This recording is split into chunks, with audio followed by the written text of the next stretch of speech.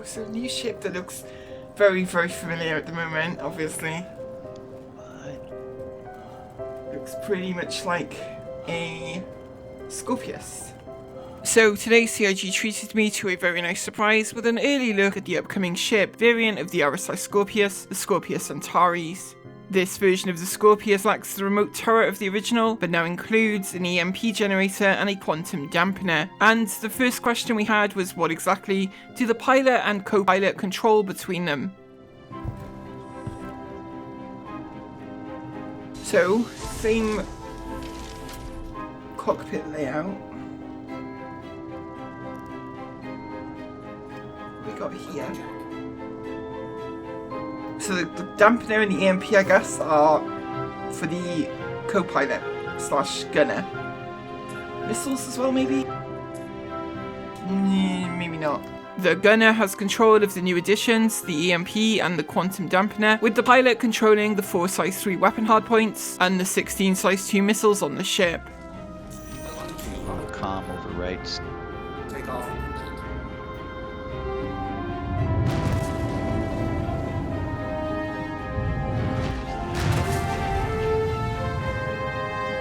I'd pick up Fingers as my co-pilot, and we'd be hitting the ground running today as we were heading out to take on some bounties and beacons to give the new ship a quick fly test in the verse. We don't have rep in this fresh PTU build, so had to do some travelling for our bounty cert. The Antares covered the jump from Crusader to ArcCorp comfortably.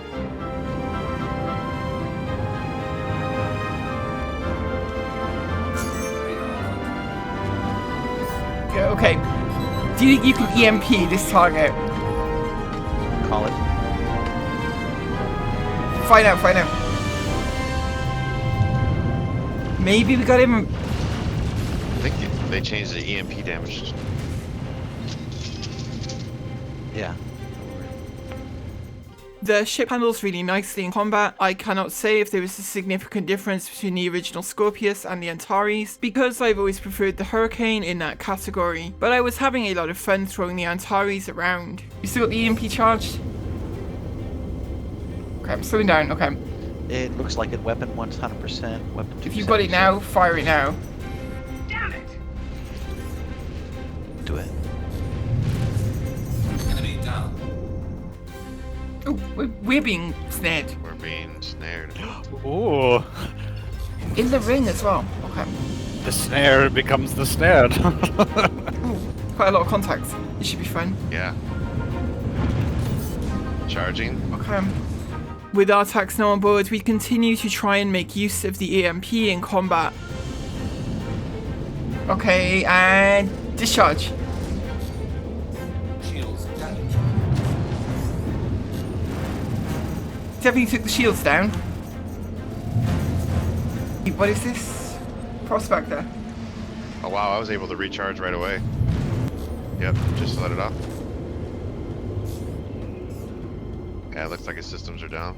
The Prospector here didn't stay down for long, if at all, but being a Prospector, it really wasn't a threat regardless. Enemy down. All the way out here. Okay, go ahead and, yeah, feel the full force of this fully operational EMP.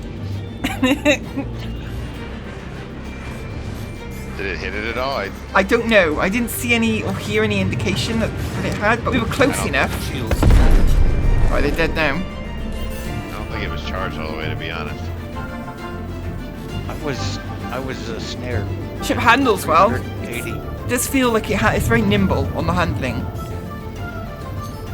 Okay, I'm charged. I'll hit him when he goes by. Roger. I'll get you in close now.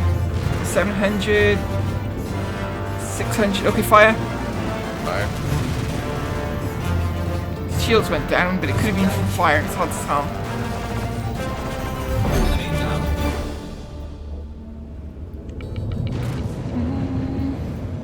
So we did a few quick comparison checks with Stick Scorpius in game, and the Antares is a little faster in a straight line by about 50 or 60 meters a second. The rest of the handling seems comparable. The quantum dampener is one of the new additions to the ship, and this prevents ships from jumping away from you in combat, useful for trapping targets nearby. The other addition is the EMP that we'd been playing around with during the initial fights. The quantum dampener also has problems in this version of the ship, seemingly unable to block anybody from jumping away, except for the fact that it was actually blocking our own quantum I drive. have the icon.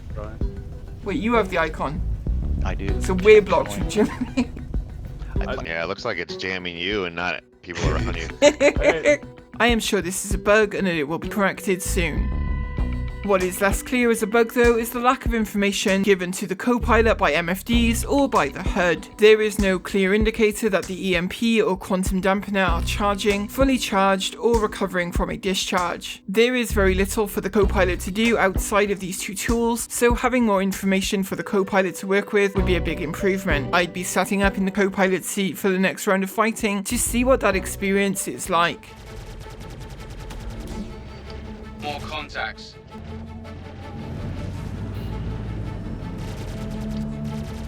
Almost there. Almost there. Definitely using support. Yeah, I did fire the EMP as we passed the target then.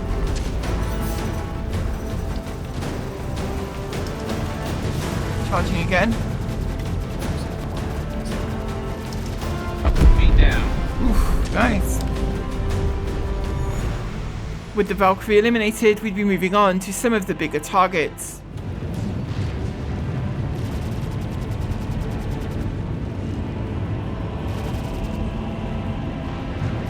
Charging EMP up.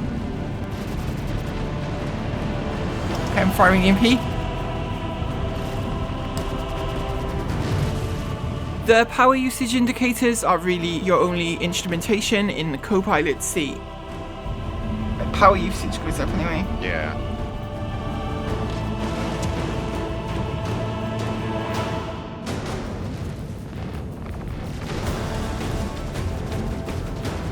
EMP was fired.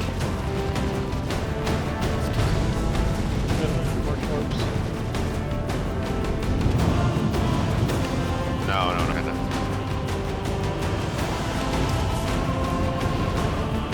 Oh god.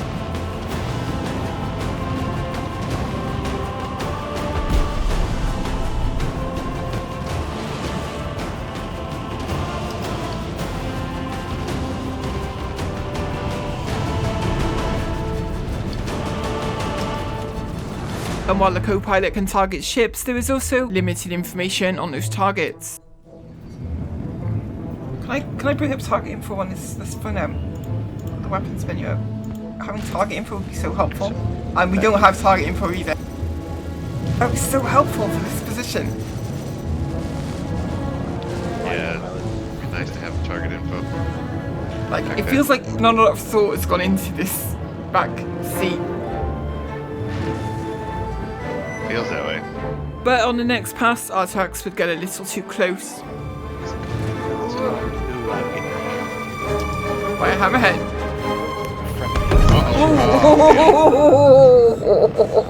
That was my fault.